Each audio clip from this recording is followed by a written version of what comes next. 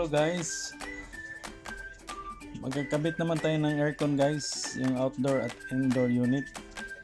Ganito yun guys, yung ginagawa ko, yung nagkabit ako ng bracket guys, para dito sa susunod na ikabit ko na evaporator ng aircon unit, indoor unit guys. Yan guys.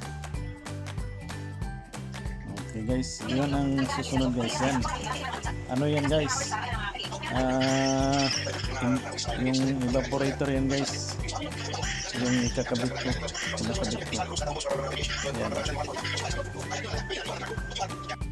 Sunod guys, yun ang sinisecure ko yung wirings guys.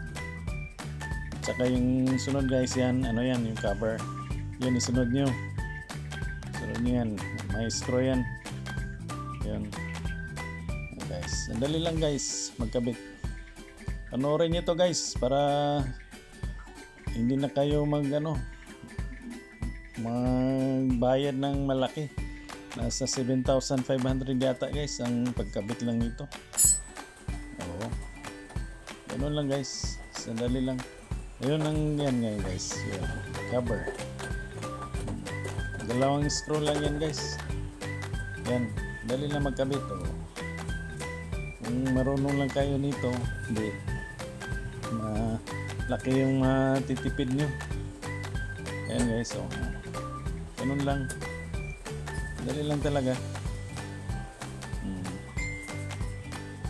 Ayan guys. Sunod guys.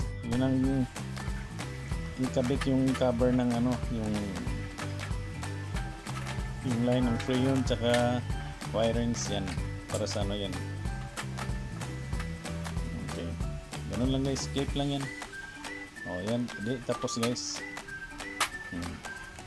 Tapos guys pag kayo guys, mag-transfer kayo ng unit, dapat i-pump down nyo. Pandarin nyo muna. Para makabalik yung freon dun sa sa condenser dun sa niya.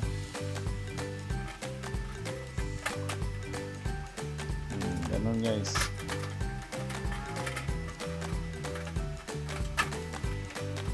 Yan. Dali lang yan guys. Yan. Kapit na.